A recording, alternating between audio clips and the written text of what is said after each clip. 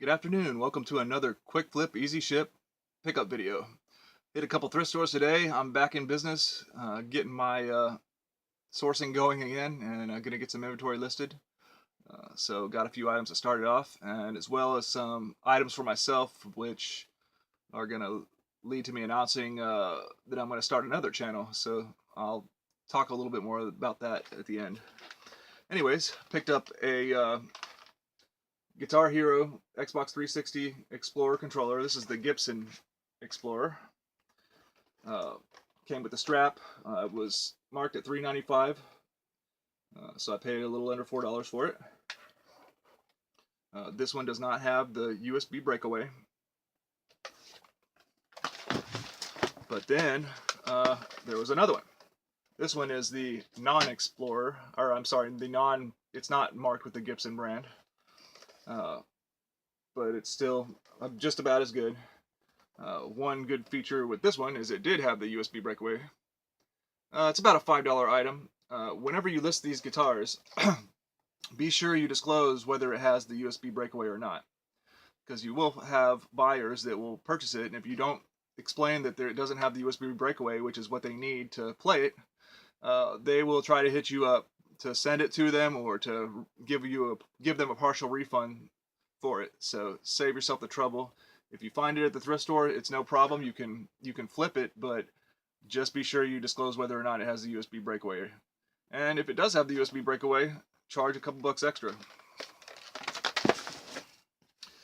Next item, I picked up I believe it's an adult baseball bat. It's an Easton. Model number is THT100. I looked it up. I'm sorry, model number is BB11S3. Looked like it was generally pretty clean. The grip tape is in really nice condition. It's quite dinged up here, but other than that, it's a good bat.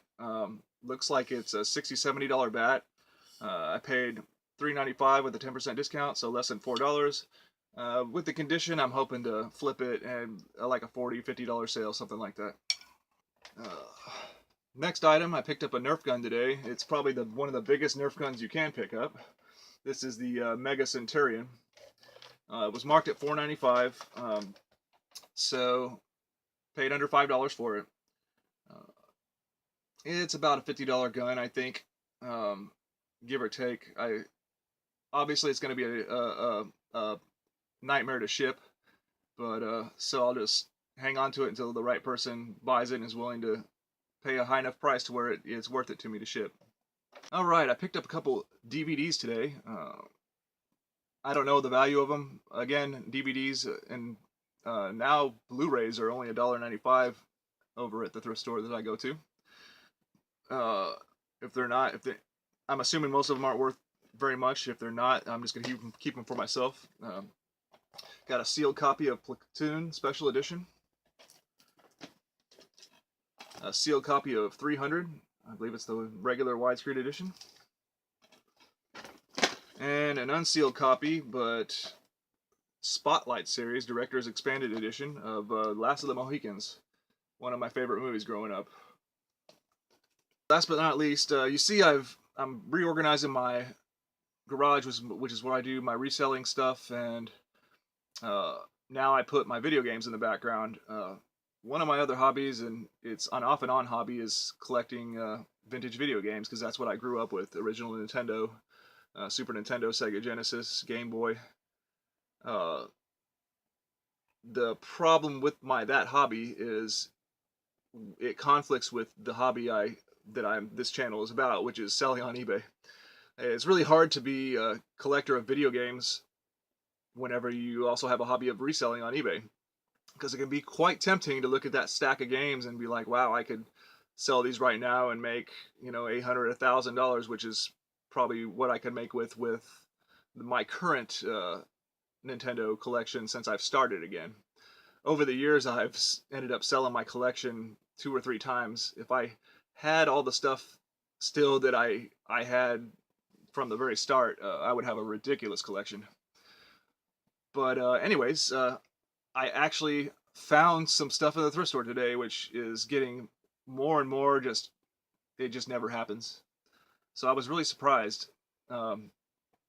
So we got three items that I picked. There was other ones, but I just chose to pass on them. But we have original Nintendo game, Win, Lose, or Draw, came with a sleeve.